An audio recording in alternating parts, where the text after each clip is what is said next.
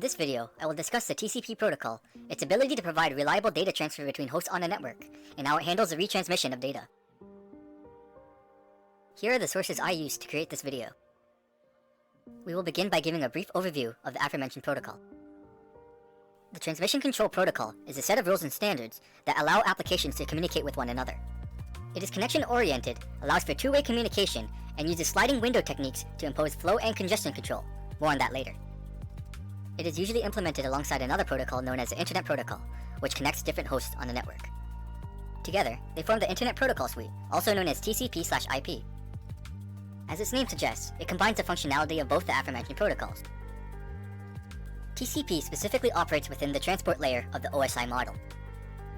As you would guess from my description of TCP, this layer is responsible for end-to-end communication for applications.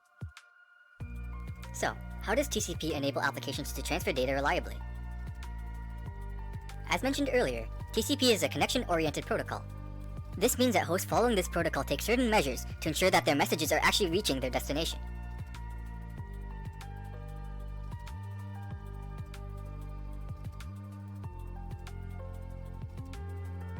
TCP does this by first establishing that the destination host is reachable through a process known as a three-way handshake.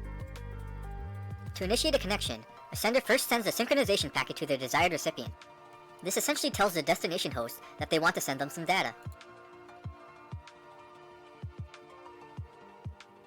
The destination host replies with a packet that doubles as both a synchronization packet and an acknowledgement packet. This opens up the connection that the initial sender requested, while at the same time requesting that another connection is opened, this time in the opposite direction.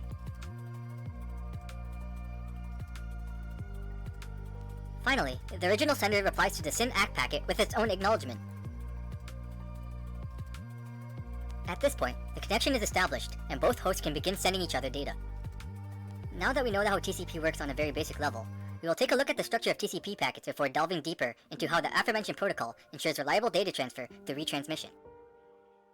A TCP packet and its header can vary in length, although it has a maximum size of 64 kilobytes. As mentioned earlier, TCP is usually used in conjunction with IP. As a result, TCP packets arrive at host devices encapsulated within IP packets. As you can see, there are numerous data fields contained within a single TCP packet. Let us go through them one by one. The first two fields contained within a TCP header hold the packet's source and destination ports. TCP ports are 16-bit values that applications use as temporary addresses. Each port specifies an area within an end host that is accessible by applications and an external network. Using these ports, applications can read and write data to such a network. The next data field contains something known as the sequence number. This field holds a 32-bit value that indicates the index of the first byte contained within the packet. What I mean by index will become clear in a moment. Consider a very large packet. If we try to send it all at once, it will take a very long time to propagate it onto and through any network. Moreover, it acts as a single point of failure. If a router were to drop it, we would have to retransmit the entire chunk of data, which will take even more time. So instead, we could fragment our data into smaller pieces, then transmit each piece individually. However, the sender and the recipient will also need to keep track of all these pieces, as the data would be meaningless without every single one of them. The sequence number allows these hosts to indicate and determine which span of bytes are stored in each packet. The sequence number of the packet containing the first bits of the original data is calculated by adding 1 to the initial sequence number. Every packet after that calculates the sequence number by adding the length of every packet before it to the initial sequence number. Once these values reach 2 to the power of 32, they wrap around back to 0. Now, you may be wondering, what is the initial sequence number? We can answer this question by first talking about the acknowledgement number. It is also 32 bits. It is used within ACK packets to request the next chunk of data. Using the sequence number, a recipient knows which portion of the data they have just received. In response, they will set the acknowledgement number in their ACK packet to one more than the length of the data segment plus the sequence number of the packet that they just received. This number will be the sequence number of the next packet sent. The aforementioned initial sequence number is set using this field. When? During the three-way handshake. It is determined using a client-side 32-bit clock.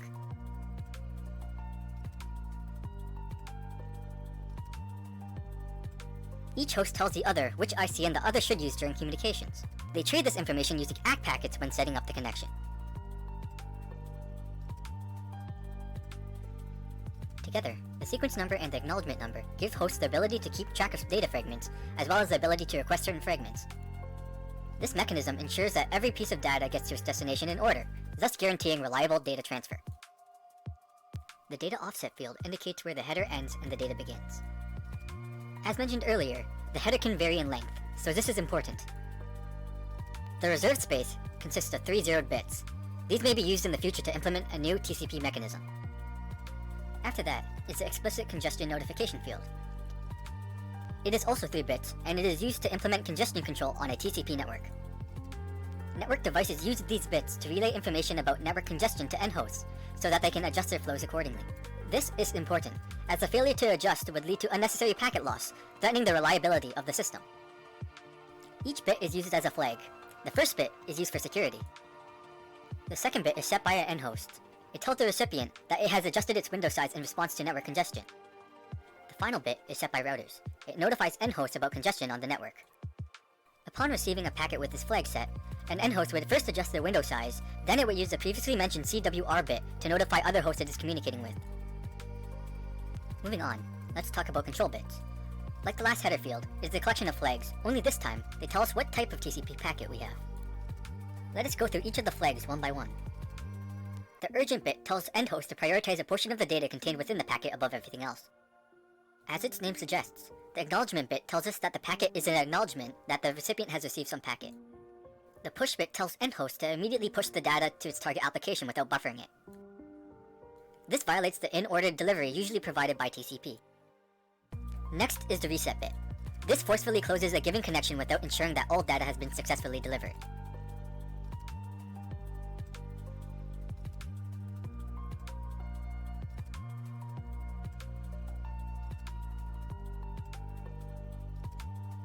After that is the synchronization bit, which is used to initiate TCP connections. Finally, we have the finish bit. This indicates that a host has no more data to send and it wants to terminate the connection. Using this bit, a TCP connection can be properly terminated using a process known as the 4-way handshake, which works like this.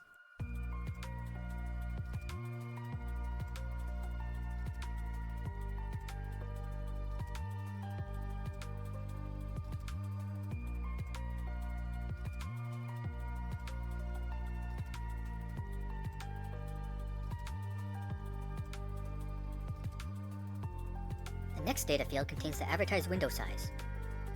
It indicates the amount of data in bytes that a recipient is willing to accept at a given time. It is used for both flow control and congestion control. Although I have just introduced a great number of topics, I will hold off from explaining them until we can talk about them in the context of retransmission. Let's move on to the checksum field. This is a 16-bit value that is used to detect errors within a packet. Since TCP is connection-oriented, if a packet is found to have errors, it can be discarded and a replacement would be sent, since the sender would not receive any acknowledgement in this case.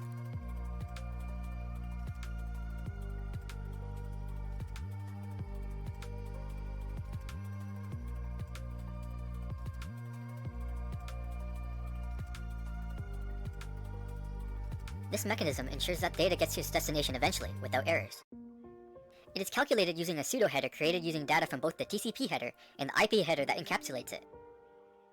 The first field contains the source IP address. The second contains the destination IP address. Next is zeroed reserve space. Then we have the IP protocol, which is TCP in this case. Finally, we have the length of the data segment. By attaching the data portion of the TCP packet to the end of this pseudo-header, and then calculating the 16-bit 1's complement of that, we get the checksum. The urgent pointer field is only set if the aforementioned urgent flag is set within the control bits. It contains a pointer to the beginning of the data that should be prioritized. The options section contains additional information about the TCP packet in question. This section is why the TCP header varies in length. It is padded with 0 so that the header size is a multiple of 32 bits. Finally, we have the packet data, which is self-explanatory. You may be wondering why we spent a lot of time going over the TCP packet structure. One reason is that the information provided in the next few sections rely on this groundwork. However, the main reason is that it gives us some insights regarding how reliable data transfer is provided via TCP. Here are some key takeaways. The header contains data that is necessary for connection-based error check communication. This ensures that data eventually gets to its destination without any errors. It also contains data required for flow control, congestion control, and data fragmentation. Later on, we will see that these things reduce the amount of data loss users experience, which in turn ensures that data arrives in a mostly timely manner. All of these mechanisms together provides users with reliable data transfer. Now, we will talk about packet retransmission in response to packet loss. There are numerous ways in which packet loss can trigger data retransmission, the first of which being the loss of the initial data packet.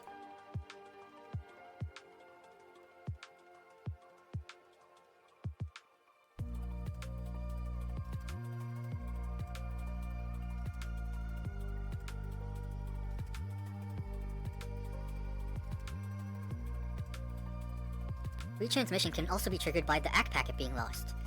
Even though the data arrives successfully, the sender cannot confirm this fact and retransmits unnecessarily.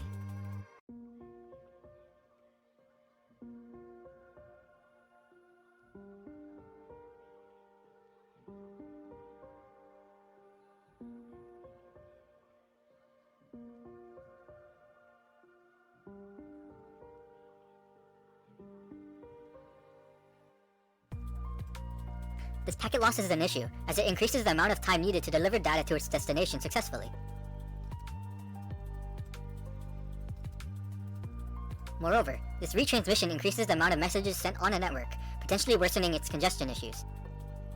But before we can address this problem, we need to understand where it occurs. Packet loss can occur within routers due to congestion. Since network traffic is bursty, this is often an issue. It can also occur within the end host itself. If an end host is flooded with more packets than it can buffer, it'd be forced to drop some. TCP addresses router-related packet loss using congestion control. I've referenced this concept numerous times in this video. Congestion control describes the measures taken to regulate the amount of data a sender can transmit through a network at a given time. TCP implements congestion control using explicit congestion notification, which we described earlier. This allows routers to notify end users about congestion, who in turn respond by reducing the amount of data they are transmitting at a time. Now in regards to host-related packet loss, TCP uses flow control. Flow control is the regulation of the amount of data a sender can transmit to a particular host at a given time. As mentioned earlier, sending too much data to a recipient within a short amount of time may overwhelm them, forcing them to drop data unnecessarily. To avoid this, TCP uses sliding window techniques. Here, the sender is only allowed to transmit a certain amount of data to a specific recipient without acknowledgement.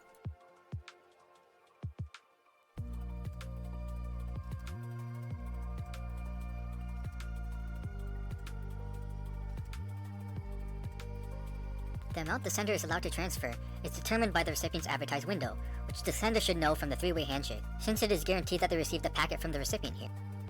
So how do these mechanisms help? By reducing the amount of data being discarded, these mechanisms are essentially reducing the amount of retransmission needed to get data to its destination. In other words, they make TCP's reliable data transmission more efficient. Data retransmission can also be triggered by early timeouts.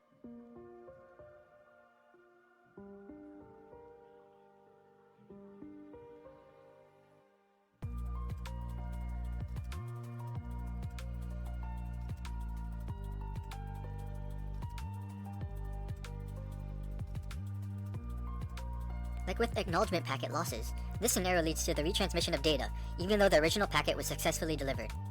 The question is, how does TCP mitigate this issue?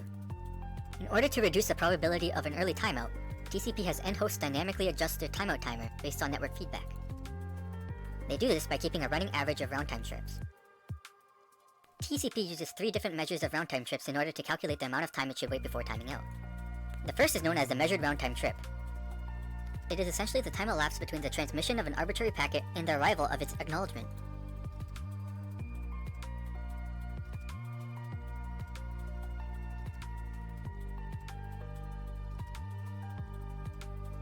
The second measure is known as the smoothed round-trip time. It is continuously updated as more and more packets are transmitted. The smoothed RTT is calculated using this formula. The value of t differs depending on the implementation, but is set to 1/8 by default. The final measure is called the deviated round-trip time, which is calculated like so. Like with the last measure, it is continuously updated. Using the latter two values, we can compute the retransmission timer with this equation. This brings us to the end of the video. We will briefly summarize what we have learned. We have learned that TCP provides users with reliable data transfer through its connection-oriented communication, error checking, and its in-order delivery. We have also learned that it uses flow control, congestion control, and dynamic timeouts in order to reduce retransmission and increase the efficiency of data transmission. This concludes the video. Thank you for watching.